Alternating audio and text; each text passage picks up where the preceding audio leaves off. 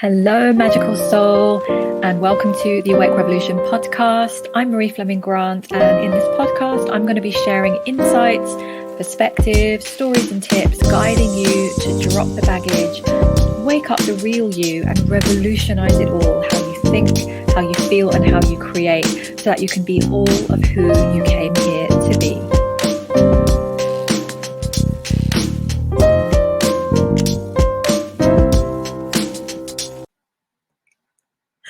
Hello. Hello, and welcome back to the podcast.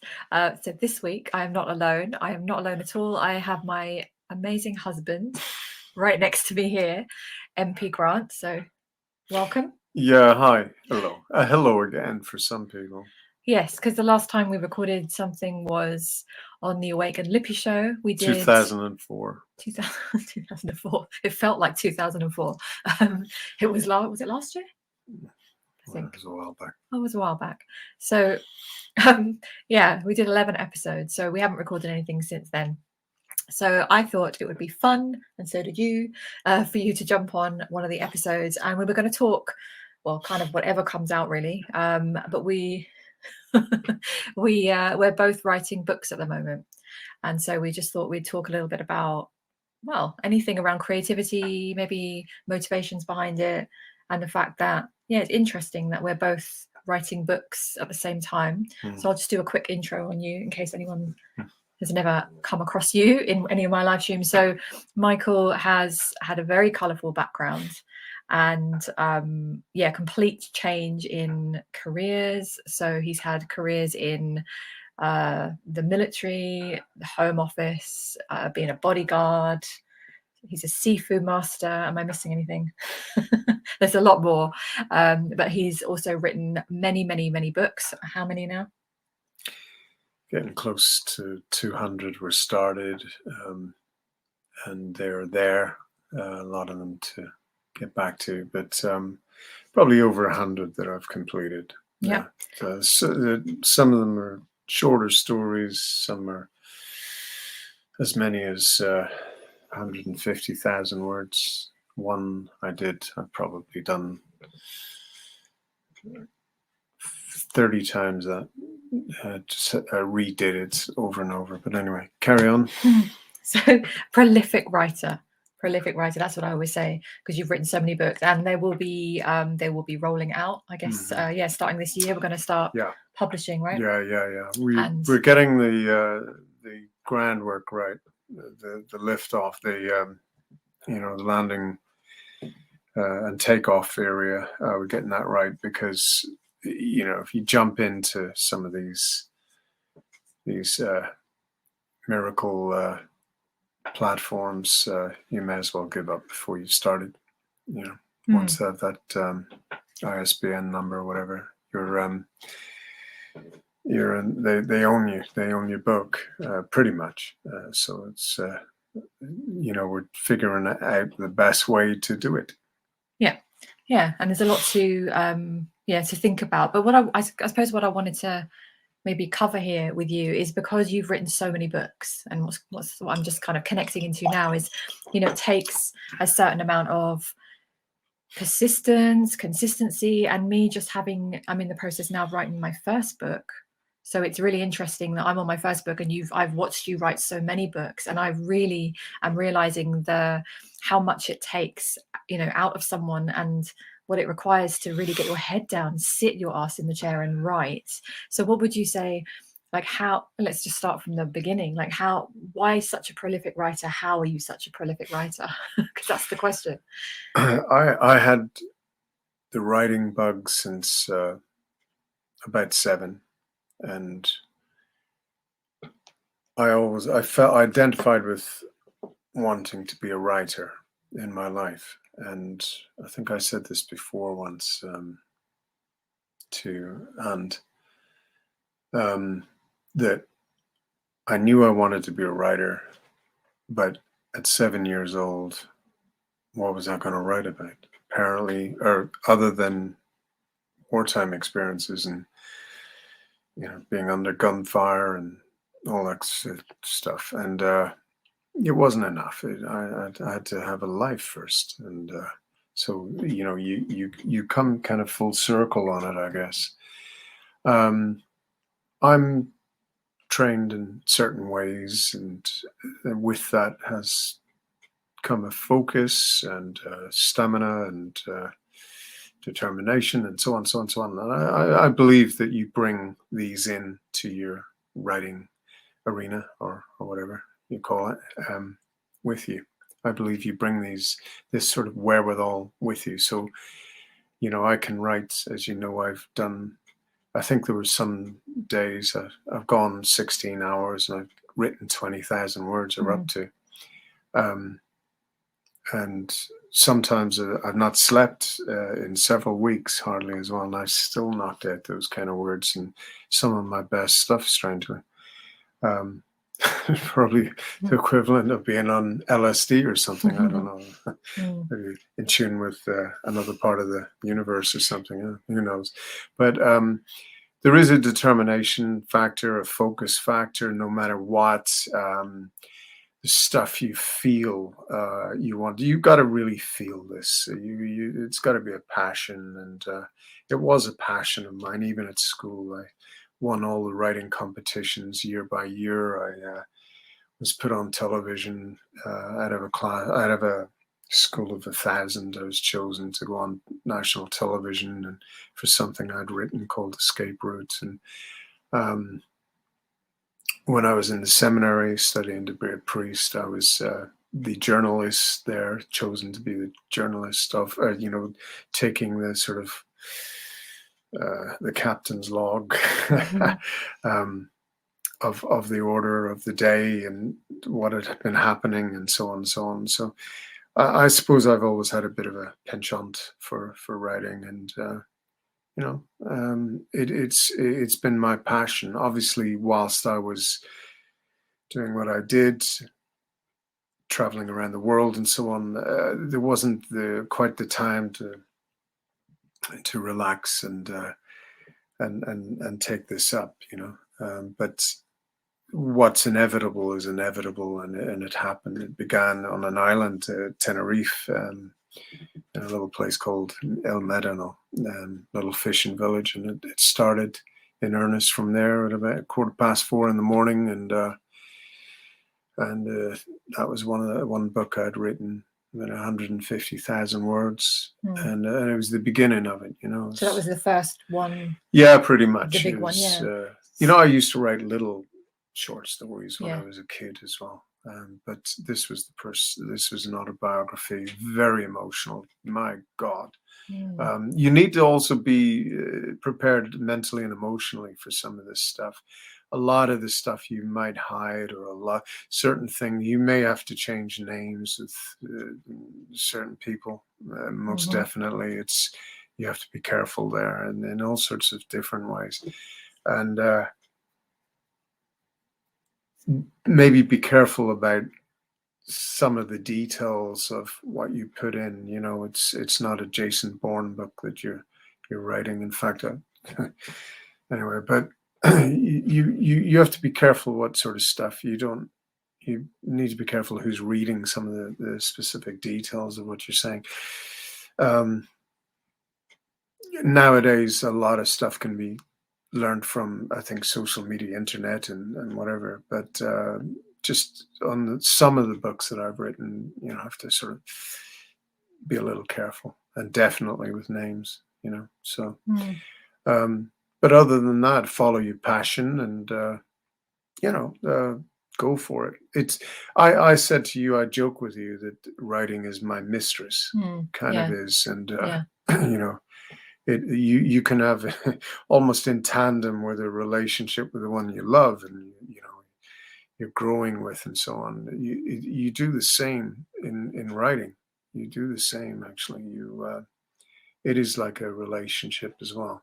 Well, I think that's the same for any passion, isn't it? You could apply that to anyone listening who's, maybe you're creating your business, and I know a lot of people tune in who are doing similar to me. They're creating their businesses and they're entrepreneurial, and you can have that love for what you do, and it can be such a strong pull.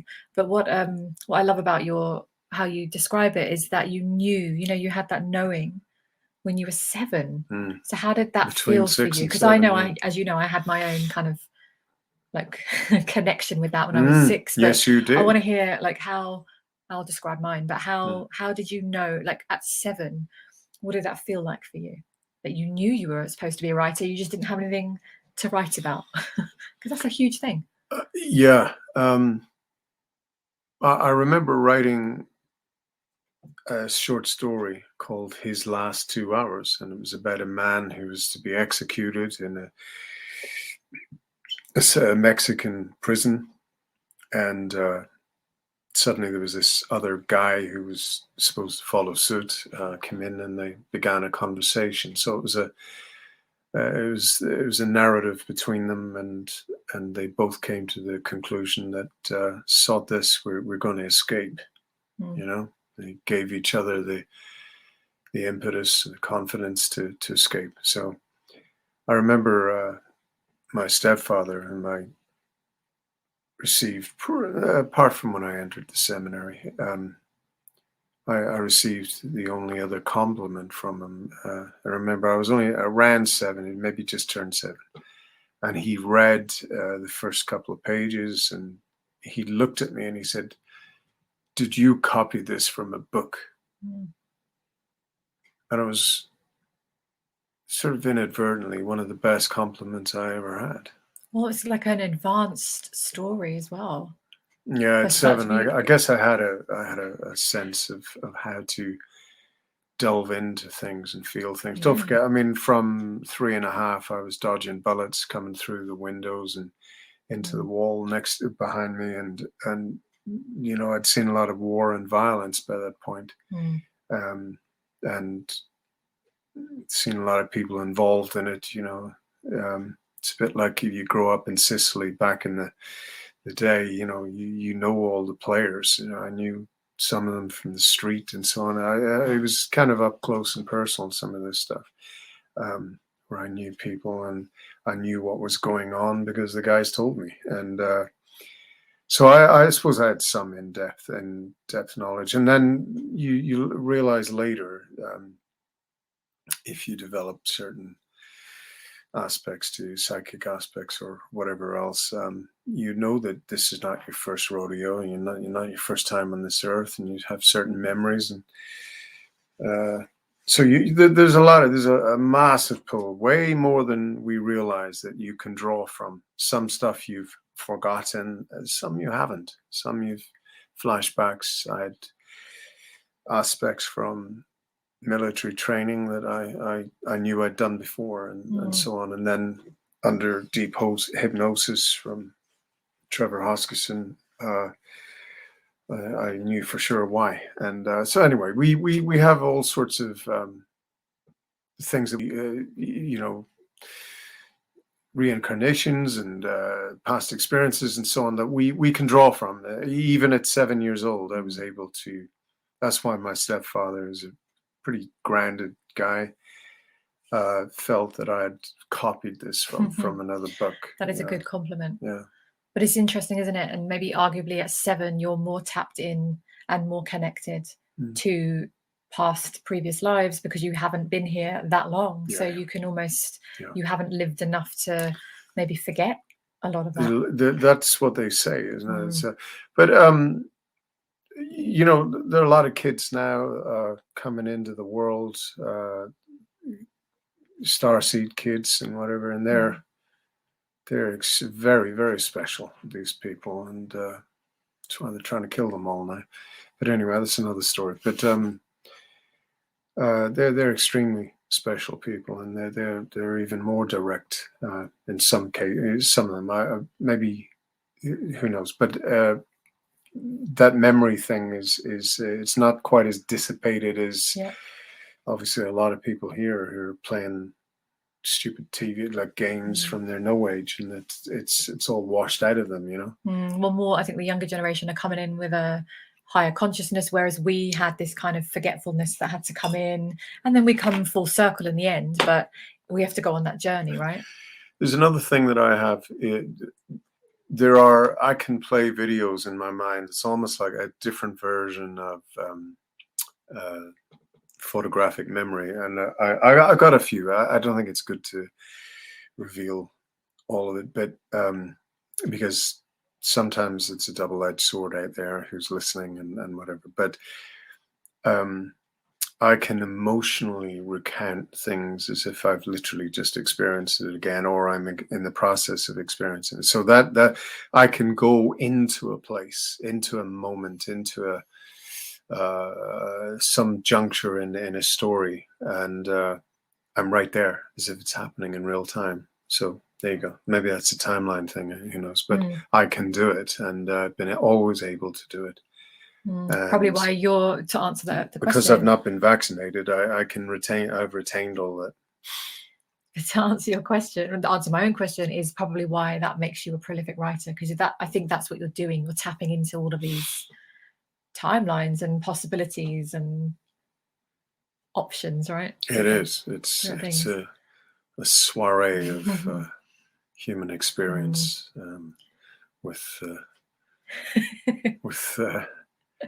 well, you know, it's a dance, a waltz. It's everything all in one. It's amazing. It's very difficult to come out of this Rubicon that you're in. Sometimes, you know me. I'm not quite. I'm still there. I could be walking in the forest, but I'm still in that zone, if you like. I'm still zeroed in on that narrative. It's as if I'm living in that narrative, in that zone, as well as being here in this, you know. And it takes a while to get out of it. So that's how deep I go into it, and how I'm able to describe things the way I am in the book and so on. I can relate. I think if me at 6 had met you at 7, I would have been definitely your friend. Yes, because I used to, as you know, sit at the table. I had this table at home. I was only 6, and I had my typewriter that my mum and dad had got me for Christmas. Best gift ever, apart from the one that you got me later, as a like a reminder of that magic, right? I still have it. We have a typewriter here just to have it in my view, because it reminds me of when I was 6, right?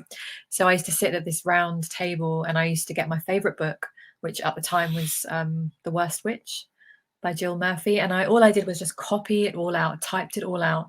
And then I used to put my name at the end, because that was my little way at 6, feeling like a writer. And I felt like it was like I just knew I was a writer. That's how I felt. And it's funny, it's taken me all these years now, and it's only now that I'm finally writing my book. And of course it's divine timing to do it now, but the point is, I suppose often we know when we're children what we're really all about. And I find that more and more people I come across who are really following their purpose, they had signs and signals, right? Same as you, same as me. You have these niggles and these seeds and these ideas when you're a child, and you've got no filters around them.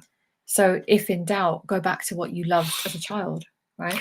You know, a lot of people, when they retire, they do that very thing, and they look back, and for example, they may say, when I was 5 and 6 and 7, I used to love fishing with my father, or I used to love whatever it was.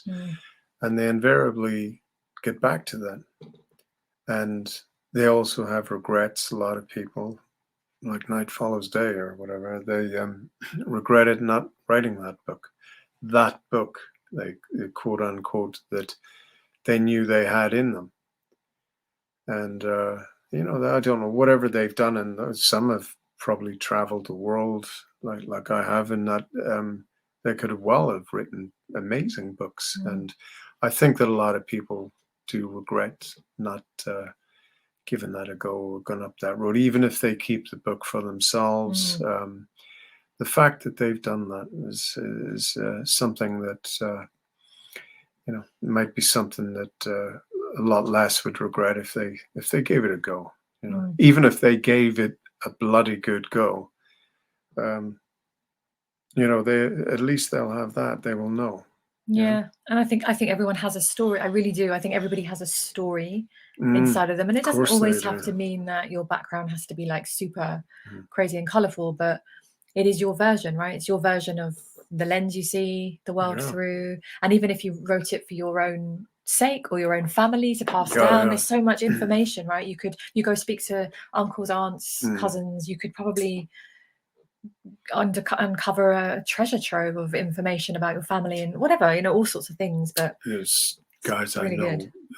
know, quite like one or two legends, I mean, absolute legends in their field, and they've written extensive books based on notes and reports and so on. So they're pretty accurate chronology of stuff, and put their own personal feelings and thoughts in there as well. So they've got interesting books. As I said, one or two absolute legends within their particular field, within, say, the military, for example. And they won't publish this stuff. They will pass it on to their Mm, children, of which they wouldn't have. They wouldn't have any children until they were out of that particular unit or whatever, and because too many had died actually once they started having children, once they had to think a different way. So anyway, these books, if only they were published, actually, it would be absolutely amazing.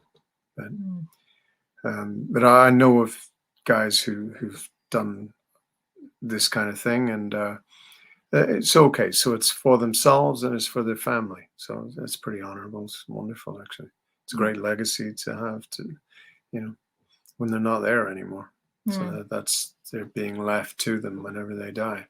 And that's a great thing to Mm, ponder on, I guess, for anyone listening. Is like, what are you leaving behind? What mm, do you want to leave behind? Like, what difference do you want to have made as mm, a result of you being here? Is such a great question. mm, And whatever that it looks like for you, but we've all got mm, energies and ideas to leave behind that mm, can ripple out even beyond our own lifetimes, right? mm. So That interest often kicks in whenever someone does die. You know, there's mm, sudden curiosity, and maybe a child or a grandchild has begun asking a lot of questions. So that's on that one. That's a different thing. But a lot of people's lives are varied. They've done all sorts of things, and from that they may have developed characters. You know, really funny characters, great comedies, and or cartoons for children based mm, on some characters they either knew or partly were themselves. So mm, okay, so so it's a I'd say it's a passion that you won't regret trying to indulge upon. You won't regret it because the other thing is it's cathartic as well. It's quite therapeutic. very therapeutic. And Mm, I've often written, whereas I had a series of writing with a pencil and a pen and then a laptop. Um, I've been in tears. I've had the shakes. I've had all sorts of things during the process of writing some stuff, and I've always felt lighter afterwards. I'm a little surprised sometimes at some of the stuff I'd buried under the carpet or whatever, and it comes out. So that there's that therapeutic side to it. It's I can't say that enough, mm, but the more you do it, like any skill that you have or can have, the more you practice it and so on, the better you'll become. Ultimately, you want to have either your own style or a range of style, a plethora of styles of which you can adopt and change and then mesh and so on and so on. I would say go on that journey and make it real. Be honest about it. Really go for it. Don't play with it. Don't. In fact, don't even tell anyone you're on it until you're well on it. Um, and let it be your mistress or your whatever. Yeah. Let it be a passion. And if there is a passion, there will be the impetus to to pursue it more and more. You know, it's an amazing journey. I would agree. I Mm. just have to finish mine, and then Which you're I'm on track. Yeah. I'm on track. And then I'll be publishing my book. 8th of August is the launch date, and then you will be definitely publishing soon after the very first one, a tsunami of well, I've got a sort of Bond Next Door type series of mavericks and guys, and sort of maybe a little above and beyond the usual guy you might have next door, and various other ones sort of off the side of that as well. So I mean, it could be, you know, who knows, things turn into TV series and movies and so on and so on. I think Ian Fleming was a prolific writer. He definitely had some stuff to draw from in his professional life as well, and he did it well. Brought in some stuff, but there comes a time where that kind of maverick has to be modernized and fit in with the world today, and so on. So a lot coming up this year, and it's exciting. Lots of launch parties. If we had a party for each book that you release, that would probably not be a good idea. Or maybe it would be an excellent idea. Yeah. So we'll see how that goes. So thank you for tuning in to this week. Thank you for listening. And if you have any questions about anything, any book writing things or anything of curiosity, you know where to find me. And yes, if you have a book inside of you, maybe this will nudge you a little bit. Maybe you heard something that you're supposed to hear. That is the intention always. So I wish you well. Have a great week whenever you're listening to this, and I'll speak to you again in the next episode. See you soon. Take care. Thank you so much for tuning into today's episode. I do hope you enjoyed it. Just to let you know, if you wish to reach out anytime to me with any questions or comments or feedback, I would love to hear. So have a look in the description of this episode and you'll find all the links to any of my groups, my website, my other social media platforms. So feel free to get in touch. Thank you so much again, and I will talk to you very, very soon.